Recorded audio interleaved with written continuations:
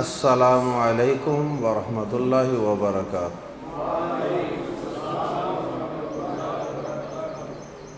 سورہ آل عمران آیت نمبر 165 سے 168۔ ان الحمد للہ والصلاة والسلام علی رسول اللہ اما بعد۔ اعوذ باللہ السمیع العلیم من الشیطان الرجیم من ہمزہ ونفخہ ونفثہ۔ اولما اصابتکم مصیبۃ قد اصبتم مثلیہا قلتم انا ھذا قل هو من عند انفسکم ان اللہ علی کل شیء قدیر۔ وما أصابكم يوم التقى الجمعان فبإذن الله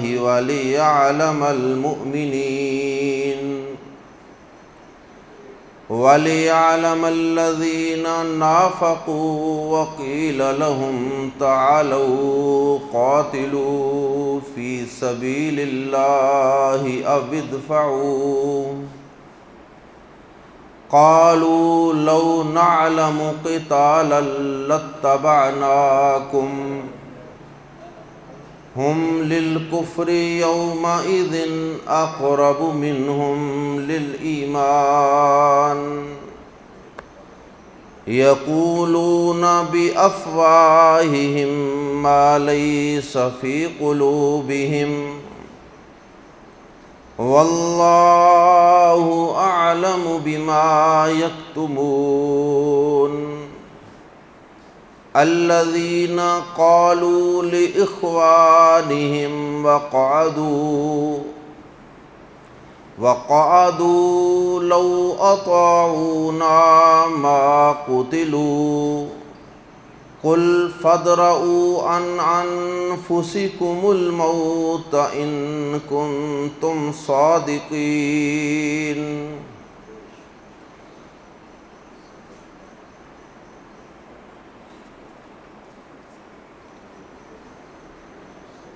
غزوہ احد میں مسلمانوں کو جو مصائب اور تکالیف پہنچیں اور جو ان کی شہادتیں ہوئیں، 70 افراد شہید ہو گئے اور بہت سے زخمی بھی ہوئے، تو مسلمانوں کو کچھ مسلمانوں کے دلوں کے اندر کچھ تذبذب اور تھوڑا سا اشکال پیدا ہوا کہ یہ کیا ہوا، ہم تو مسلمان ہیں، ہم تو حق والے ہیں، اور ہمیں اس قدر زیادہ نقصان اور مصیبتیں اور تکلیفیں یہ آئی کیوں ہیں؟ اللہ رب العزت نے ان آیات میں ایک تو مسلمانوں کو غزوہ احد میں ان پہ آنے والی تکالیف اور مصائب کا سبب بیان کیا، بلکہ اسباب بیان کیے، اور اس کے ساتھ ساتھ یہ جو کچھ کمزور مسلمانوں کے دلوں میں اس طرح کے خیالات آ رہے تھے، اس کا بنیادی سبب چونکہ منافقین اور ان کا پروپیگنڈا تھا، اس لیے اللہ رب العزت نے ساتھ کچھ منافقین کا کردار بھی بیان کر دیا کہ وہ منافقین کیا کرتے ہیں، منافقین کس طرح سے میدان جہاد کے اندر مسلمانوں کے حوصلے پست کرتے رہے، ان کا مورال ڈاؤن کرتے رہے، اس کا بھی اللہ رب العزت نے کچھ تذکرہ فرما دیا ہے۔ آئیے قرآن مجید کے الفاظ میں پڑھتے ہیں، آوا اور کیا آوا اور کیا، واو کا ترجمہ پہلے، آ کا بعد میں۔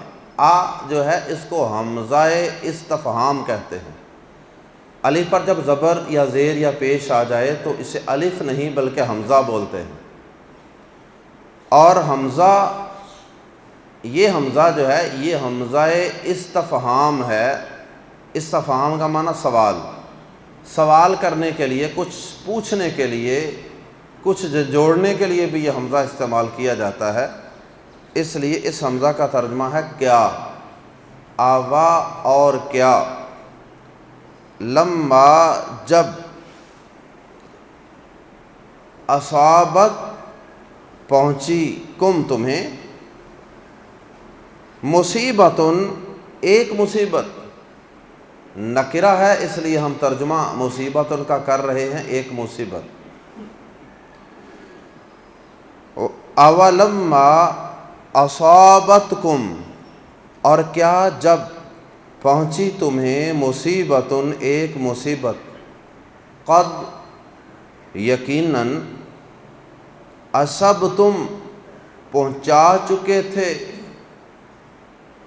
اصبتم پہنچا چکے تھے تم، اصبتو میں پہنچا چکا تھا، اصبنا ہم پہنچا چکے تھے، اصبتا تو ایک شخص پہنچا چکا تھا، اور اصبتم تم سب پہنچا چکے تھے، قد اصبتم یقیناً تم پہنچا چکے تھے، مثلی، مثلن کہتے ہیں اس جیسی چیز کو، اتنی ہی، اور مثلینی یہ تثنیہ ہے، اس سے دگنی، دو دفعہ مثل، تو یہ مثلین ہو گیا۔ اور مثلینی کا یہاں نون ڈراپ ہو گیا ہے، حذف ہو گیا ہے درمیان سے، لیکن یا تثنیہ کی نشانی وہ باقی موجود ہے۔ مثل کے بعد یا جو ہے یہ دو کی علامت ہے۔ مثلی دو گنا، ہا کی ضمیر لوٹ رہی ہے مصیبتوں کی طرف، مثلی ہا اس سے دو گنا، جو مصیبت اے مسلمانوں تمہیں احد میں پہنچ رہی ہے، تمہارے 70 افراد شہید ہو گئے، قیمتی جانیں کام میں آ گئیں، لیکن بہرحال اگرچہ شہادت کا اعزاز حاصل ہوا، لیکن بہرحال جانی نقصان اور دکھ تو انسان کو ہوتا ہے، یہ فطری چیز ہے۔ تو یہ ایک جو مصیبت تمہیں پہنچی ہے، ایک مصیبت سے مراد 70 افراد شہید ہوئے، تو اس سے دو گنا تم ان کو یعنی کافروں کو پہنچا چکے ہو۔ 1 سال پہلے غزوہ بدر میں وہ دو گنا کس طرح تھا نقصان؟ اس طرح کہ ان کے 70 افراد کو مسلمانوں نے قتل کیا اور 70 ہی قیدی بنائے۔ تو جو قیدی ہوتے ہیں، قیدی بننا بھی تو ایک ان کا نقصان تھا نا، 70 افراد تو ان کے گئے، 70 ویسے مر گئے اور 70 قیدی بن کے چلے گئے، دوگنا نقصان تھا۔ اور ویسے بھی قیدی جو ہوتا ہے وہ تو پھر اس مالک کے رحم و کرم پہ ہی ہوتا ہے نا، جس نے قید اس کو کر لیا ہے، چاہے تو اس کو قتل کر دے، چاہے تو اس کو غلام بنا کے رکھ لے، چاہے تو فدیہ لے کے چھوڑ دے۔ اللہ اکبر۔ تو فرمایا کہ قد اصبتم یقیناً پہنچا چکے ہو تم، مثلیہا اس سے دو گنا۔ اب اصل جملہ اور کلام پیچھے چل رہا تھا، اور کیا جب تمہیں ایک مصیبت پہنچی تو تم نے کیا کہا، اس کا تذکرہ آخر میں آ رہا ہے۔ درمیان میں جملہ معترضہ اس کو کہتے ہیں، کہ اصل کلام روک کر درمیان میں کوئی اور بات کر دینا۔ اصل کلام یہ تھا قد اصبتم مثلیہا کے بغیر پڑھیں، اور وہ یوں تھا اولما اصابتکم مصیبۃ قلتم انا ھذا، قلتم تم نے کہا، انا کہاں سے، کیسے، انا کہاں سے، کیسے، کیوں کر، ھذا یہ کیسے ہوا، انا ھذا یہ کیسے ہوا، یعنی اس کا سبب کیا ہے، کیوں یہ تکلیف پہنچی ہمیں؟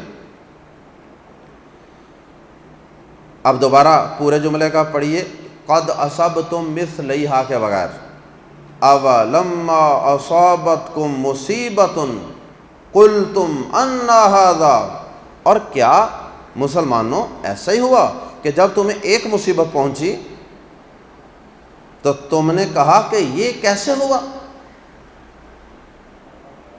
یعنی مسلمانوں کے اس شبہے پر اللہ پاک نے تعجب کا اظہار کیا کہ یہ کیسا شبہ تمہارے دل میں پیدا ہو رہا ہے۔ تو درمیان میں اللہ پاک نے کلام کو روک کر درمیان میں اس کا جواب بھی بیان کر دیا، اور وہ درمیان میں جواب کیا ہے کہ یہ شبہ، یہ خیال تمہیں آنا تو نہیں چاہیے تھا۔ قد اصبتم مثلیہا، جب کہ تم انہیں اس سے 2 گنا پہنچا چکے ہو۔ 70 مسلمان احد میں شہید ہو گئے، نبی صلی اللہ علیہ وسلم کا دانت مبارک شہید ہو گیا، آپ کا چہرہ مبارک زخمی ہو گیا۔ تو یہ سارے نقصانات جو تھے، ان کی وجہ سے مسلمانوں کے دل میں یہ خیال پیدا ہوا کہ ایسا کیوں ہوا، ہمارے نبی تک زخمی ہو گئے۔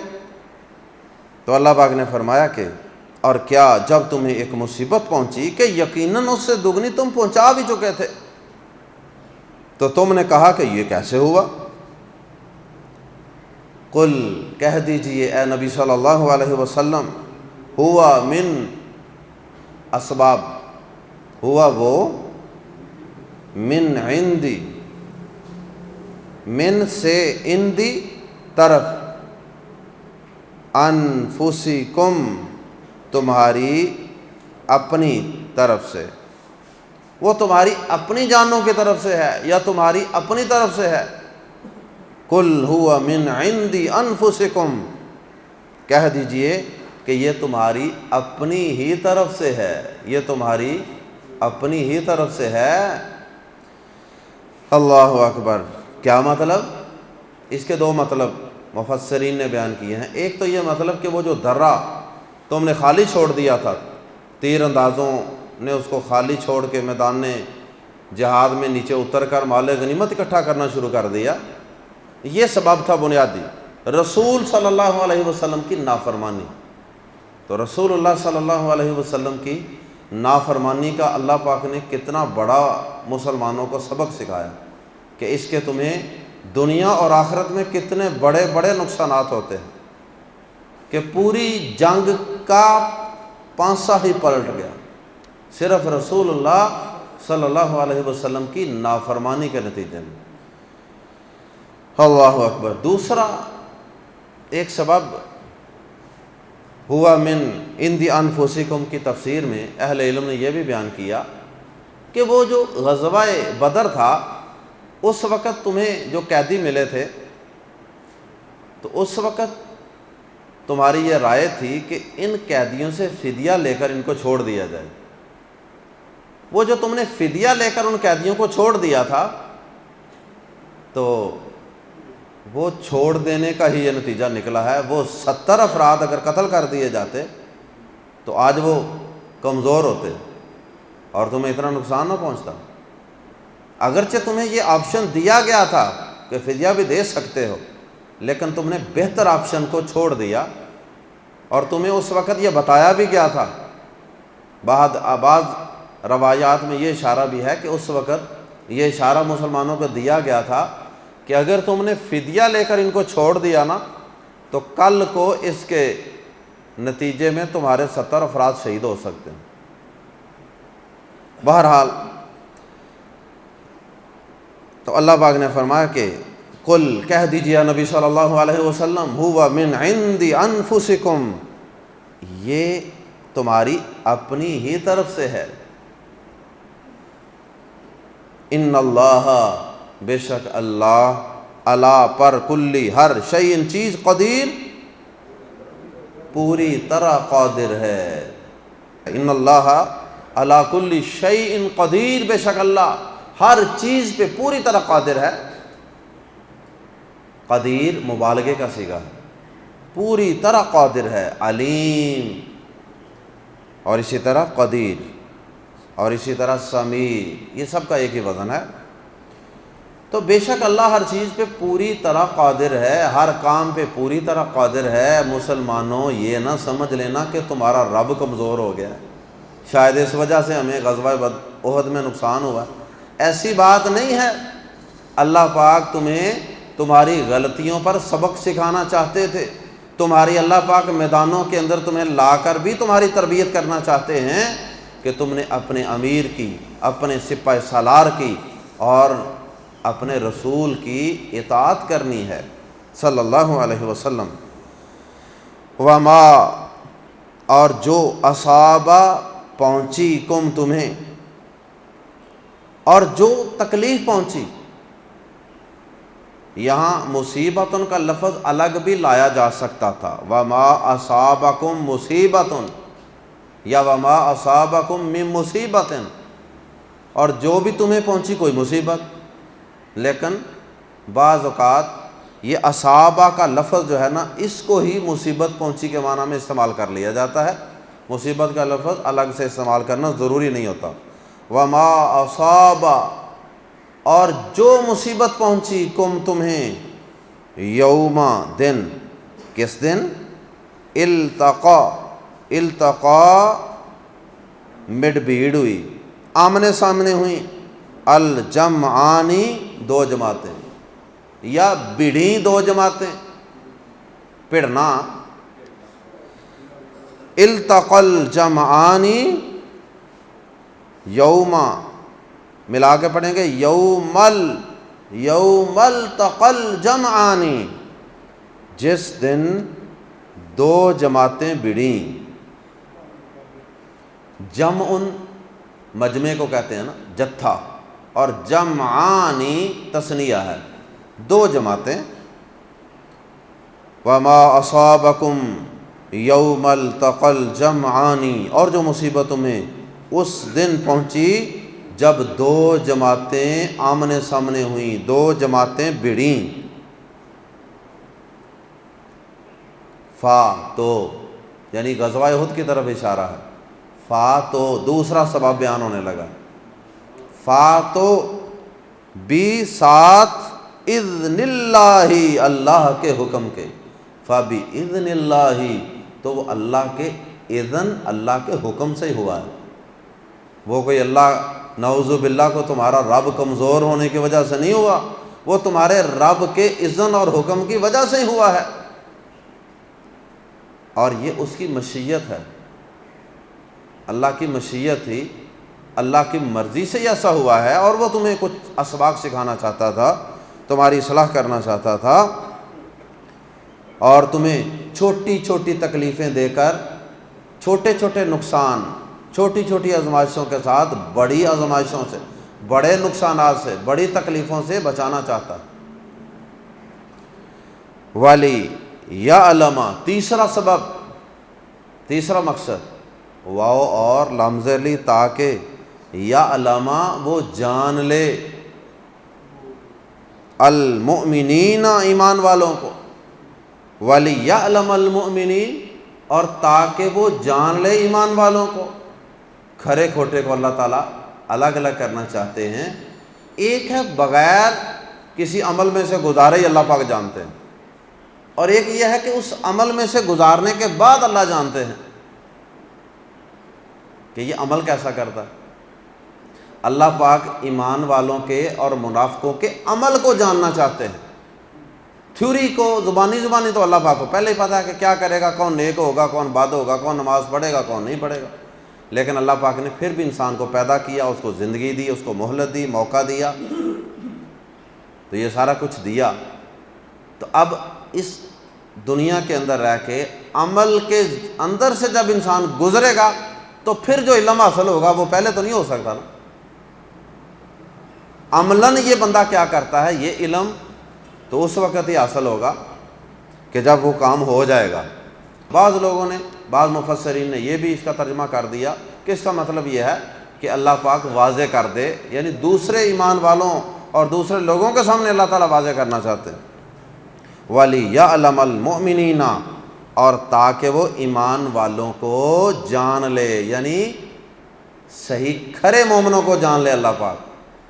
اور یہ کھرے مومنوں کو جاننے کا بہترین مقام، کھرے اور کھوٹے کو الگ کرنے کا، مومن اور منافق 1 نمبر اور 2 نمبر، مخلص اور غیر مخلص، مخلص اور مفاد پرست، ان مسلمانوں کو جاننے کے لیے بہترین جگہ وہ میدان جہاد ہے، کیونکہ اس کے اندر قربانیاں پیش ہوتی ہیں، جانوں کے نذرانے، خون پیش کرنا پڑتا ہے.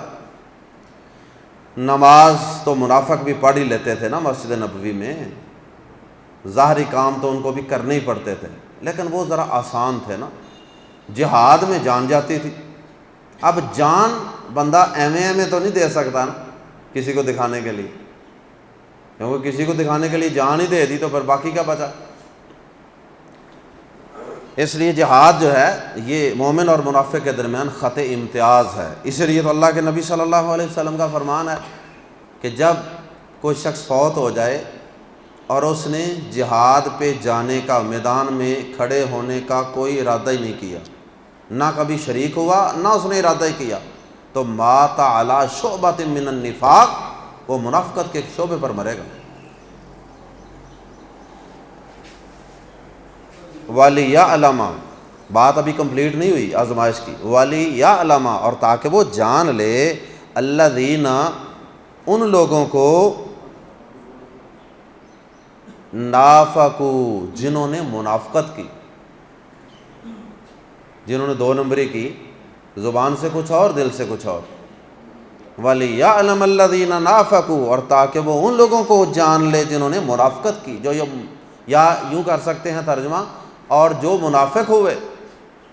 تو اللہ پاک مومن اور منافق دونوں کو جاننا چاہتے ہیں، عمل میں سے گزار کر، پریکٹس میں سے گزار کر، آزمائش میں سے گزار کر، جہاد میں سے گزار کر. اب اللہ پاک نے ان کا تذکرہ کر دیا کہ وہ منافق کرتے کیا ہیں، جن کے پروپیگنڈے سے کمزور مسلمان متاثر ہو جاتے تھے. فرمایا وقیل لہم، اور ان سے کہا گیا، اور جن سے کہا گیا، تعالو، یہ وہی منافق جن کو اللہ ننگا کرنا چاہتے ہیں، یہ وہی منافق ہیں کہ جن سے جب کہا گیا، وقیل لہم، اور جب کہا گیا ان سے، تعالو، آؤ آؤ. ایک شخص کو کہنا ہو آؤ تو کیا کہتے ہیں؟ تعال، اور اس کے آگے واو الف لگا دیں تو جمع بن گیا تعالو. تعالو، آؤ. قاتلو، لڑو. ایک کو کہنا ہو لڑو تو کیا کہتے ہیں؟ قاتل، لڑ، اور واو الف لگا کے جمع بن گیا قاتلو، لڑو. فی سبیل اللہ، اللہ کے راستے میں. ایک جہاد، ایک جنگ، ایک لڑائی ہوتی ہے فی سبیل اللہ، اللہ کے دین کی سربلندی کے لیے، اللہ کی رضامندی کے لیے.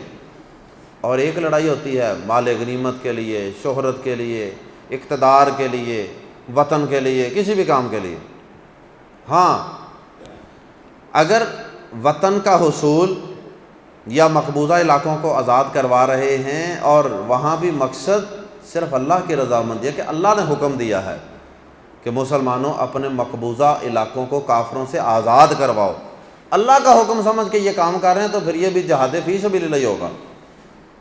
وطن کی محبت کے پیچھے اگر پاکستان کا مطلب کیا لا الہ الا اللہ ہے، تو پھر انشاءاللہ یہ وطن کی حفاظت بھی جہاد فی سبیل اللہ ہوگا. اور اگر یہ نہیں ہے، صرف وطن ہے، صرف زمین ہے، صرف اقتدار ہے، صرف مال غنیمت ہے، تو پھر کچھ بھی حاصل نہیں ہوگا. شہادت ہے مطلوب و مقصود مومن، نہ مال غنیمت نہ کشور کشائی. تو فرمایا کہ وقیل لہم تعالوا، جب اور کہا گیا ان سے آؤ، قاتلوا فی سبیل اللہ، لڑو اللہ کی راہ میں، او یا ادفعوا، یا مدافعت ہی کرو، یا ڈیفینڈ ہی کرو مسلمانوں کو، یا دفاع کرو، مدافعت کرو. ملا کے پڑھیں گے، او کی واو پر جزم تھی نا، آگے ملانے کے لیے زیر لگا لی گئی. او ادفعوا، یا مدافعت کرو. مدافعت کرو کہ کئی معنی کیے گئے ہیں۔ ایک تو یہ کہ پہلے یہ کہا گیا کہ اللہ کی راہ میں لڑو، قتال فی سبیل اللہ کرو۔ اگر اللہ کی راہ میں نہیں لڑ سکتے نا، اور چلو مدینے کے دفاع کے لیے لڑ لو، وطن کی خاطر ہی لڑ لو۔ اور یہ کن کو کہا گیا تھا؟ وہ عبداللہ بن ابی جب مقام شوط پہ پہنچے تھے، رستے میں مدینہ سے آتے ہوئے، تو وہاں سے اپنے 300 افراد کو الگ کر کے لے گیا تھا۔ 1000 کا لشکر تھا جو نبی صلی اللہ علیہ وسلم تیار کر کے لے کے آ رہے تھے، اس میں سے 300 افراد کو لے کر وہ ایک طرف ہو گیا کہ جی میں تو واپس جا رہا ہوں جی، ہماری تو بات ہی نہیں مانی گئی جی، یہ کوئی لڑنے کا طریقہ ہے جی، یہ کوئی جنگ ہے جی، ان کو تو لڑائی نہیں کرنی آتی۔ تو ادھر کافر تھے 3000، یہ ان کے مقابلے میں 1000 تھے، ان میں سے بھی یہ 300 نکل گئے، باقی 700 رہ گئے۔ تو وہ جو نکل کے جانے لگے تو ان سے کہا آ جاؤ اللہ کی راہ میں لڑ لو۔ اور اگر اللہ کی راہ میں لڑنے کا جذبہ نہیں ہے نا، تو پھر کم از کم مدینے کے دفاع کے لیے لڑ لو، حمیت قومی، حمیت وطن کے لیے ہی لڑ لو۔ چلو اجر و ثواب آخرت میں تو اجر و ثواب نہیں ملے گا، کیونکہ آخرت میں اجر و ثواب تو اس کو ملنا ہے جو قتال فی سبیل اللہ، جہاد فی سبیل اللہ کرے گا۔ تو جو آخرت میں اجر نہیں لینا چاہتا، چلو دنیا کے لیے بھی تو لوگ لڑتے ہی ہیں نا، کہ یار ہمارا وطن ہے، ہمارا علاقہ ہے، یہ چھن جائے گا ہم سے۔ او ادفعوا، یا مدافعت ہی کر لو، یا بچاؤ ہی کر لو اپنا۔ قالوا، انہوں نے کہا لو نعلم، اگر ہم معلوم کرتے، اگر ہم جانتے، اگر ہمیں کچھ نظر آتا، قتالاً، کوئی قتال، کوئی لڑائی، کوئی جنگ، اگر ہمیں کوئی جنگ والی صورت نظر آتی نا کہ واقعی یہ کوئی لڑائی ہے، یہ تو بیلنس ہی کوئی نہیں دونوں فوجوں کے درمیان، یہ 700 ہیں وہ 3000، ان کے پاس اسلحہ بھی جدید ہے، ان کے پاس اسلحہ بھی اس لیول کا نہیں ہے، ان کے پاس سامان حرب ہی نہیں ہے، فنون حرب ہی نہیں ہے، ان کو جنگ کرنے کا طریقہ بھی نہیں صحیح آتا۔ تو کہتے ہیں کہ لو، انہوں نے کہا لو نعلم قتالا، اگر ہم کوئی لڑائی معلوم کرتے، یعنی ہمیں کوئی لڑائی نظر آتی کہ واقعی یہ کوئی لڑائی ہے، لاتبعنا، لمزہ برا تو ضرور، تو یقیناً، اتبعنا، ہم پیروی کرتے، ہم ساتھ چلتے، کم تمہارے، اتبعناکم، ہم تمہارے ساتھ چلتے، تمہیں فالو کرتے، تمہارے پیچھے چلتے، تمہارے ساتھ چلتے۔ اور یہ جو لا ہے نا، قتالاً کے بعد جو لا ہے، یہ لا نہیں والا لا نہیں ہے، بلکہ یہ لام زبر لا ہے، یقیناً والا لام زبر لا، اور آگے الف زائد ہے۔ اور ایسا کل یا پرسوں کے سبق میں بھی ایک مثال اس کی آئی تھی، تو اس لیے ہم اس کو لا نہیں سمجھیں گے، بلکہ لام زبر لا، یقیناً، لاتبعناکم، الف زائد ہے درمیان میں، لاتبعناکم، یقیناً ہم تمہارے ساتھ چلتے۔ تو ہمیں چونکہ کوئی لڑائی نظر ہی کوئی نہیں آ رہی، یہ کوئی لڑائی بڑائی نہیں ہے، ایسے ہی یہ خودکشی کرنے جا رہے ہیں، چلو جا لینے تو، ان کو شوق پورا کر لینے تو، ہم کیوں ساتھ جائیں۔ اللہ پاک فرماتے ہیں، اب اللہ پاک کا تبصرہ، اللہ پاک فرماتے ہیں، ہم للکفری، وہ یعنی منافق، للکفری، کفر کے لیے، یومئذ، اس دن، یوم دن، اور یومئذ، اس دن، اقربو، زیادہ قریب تھے، ہم للکفری یومئذ اقربو، وہ اس دن کفر کے زیادہ قریب تھے، ہم، وہ،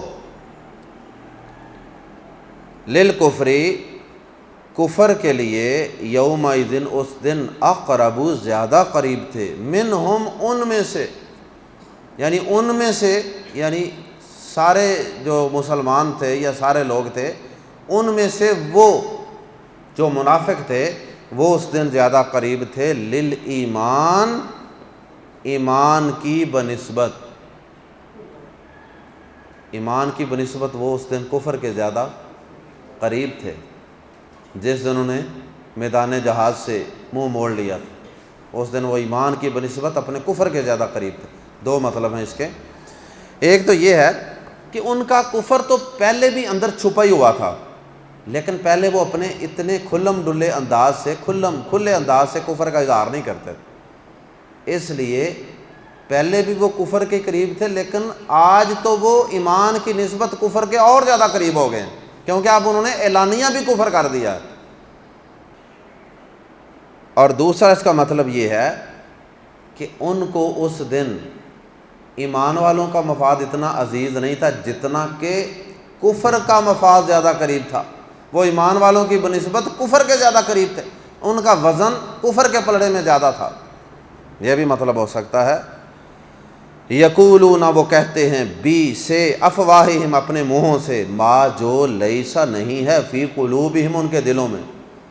اب یہ زبانوں سے تو کیا کہہ رہے ہیں کہ جی نہیں جی یہ لڑائی صحیح نہیں ہے، یہ مدینے میں رہ کے لڑنا چاہیے تھا، باہر نہیں نکلنا چاہیے تھا، ان کی تیاری صحیح نہیں ہے، بظاہر یہ ان کے لیم ایکسکیوزز ہیں، لیکن اللہ پاک فرماتے ہیں حقیقت یہ ہے کہ ان کے منہوں کے اوپر تو یہ باتیں ہیں، لیکن دل کے اندر ان کے کچھ اور ہے، اور دل میں کیا ہے کہ وہ مسلمانوں کا نقصان چاہتے ہیں، کہ ہم اگر اندر سے نکل جائیں گے تو یہ مسلمان میدان کے اندر جا کے نقصان اٹھائیں گے، یہ مسلمانوں کی ہلاکت کے متمنی ہیں، اس وجہ سے ایسا کر رہے ہیں، 300 افراد کو لے کے نکل رہے ہیں، لیکن ظاہری طور پہ یہ کچھ بہانے بونے لگا رہے ہیں۔ یقولون بافواہہم ما لیس فی قلوبہم، اپنے منہوں سے وہ باتیں کہتے ہیں جو ان کے دلوں میں نہیں ہیں، دلوں میں کچھ اور ہے، مسلمانوں کا نقصان۔ واللہ اعلم، اور اللہ زیادہ جاننے والا ہے، بازربی کو، ما جو یکتمون، وہ چھپاتے ہیں، واللہ اعلم بما یکتمون، اور اللہ زیادہ جاننے والا ہے جو وہ چھپاتے ہیں۔ مسلمانوں تمہیں تو نہیں پتا نا کہ ان کے دل میں کیا ہے، لیکن اللہ تو پوری طرح جانتا ہے۔ الذین، جنہوں نے، قالوا، یہ وہی منافق ہیں نا جن کو اللہ پاک ننگا کرنا چاہتا ہے، یہ وہی منافق ہیں جنہوں نے کہا، الذین قالوا، جنہوں نے کہا، لی کے متعلق، اخوانہم، اپنے بھائیوں کے بارے میں کہا، اپنے ہم وطنوں کے متعلق کہا، وقعدوا، اور خود بیٹھے رہے، جب یہ وہ بات کر رہے تھے اس وقت، وقعدوا، وہ خود بیٹھے رہے۔ کئی لوگ ہوتے ہیں نا خود نماز نہیں پڑھیں گے لیکن نماز پڑھنے والوں پر نماز کے حوالے سے تنقید کریں گے، ایسے نہیں پڑھتے، یہ کرتے ہیں، ایسے کرتے ہیں۔ تو اللہ پاک فرماتے ہیں کہ خود تو یہ بیٹھے ہوئے ہیں آرام سے، اور جو جانے والے ہیں میدان میں ان کی بھی ٹانگیں کھینچ رہے ہیں، ان پہ بھی تنقید کر رہے ہیں۔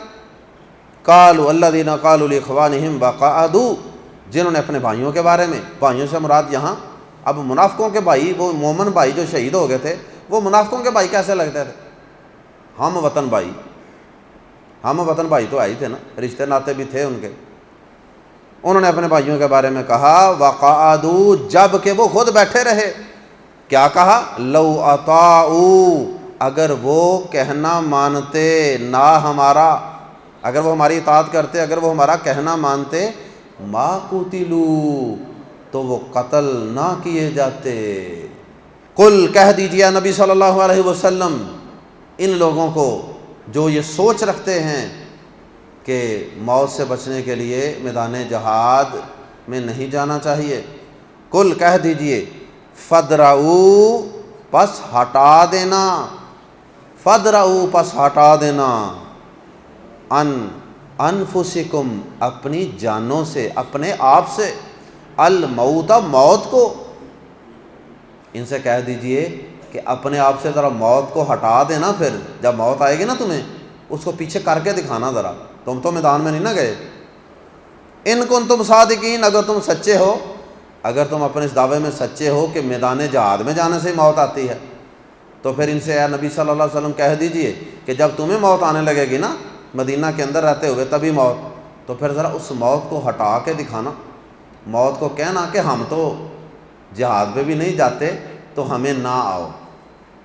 مطلب یہ ہے کہ موت تو ہر صورت آنی ہے، چاہے تو گیدڑ کی بزدلی والی موت آ جائے، چاہے تو شیر کی طرح بہادری والی موت آ جائے، سبحانک اللہم و بحمدک اشہد ان لا الہ الا انت استغفرک و اتوب الیک.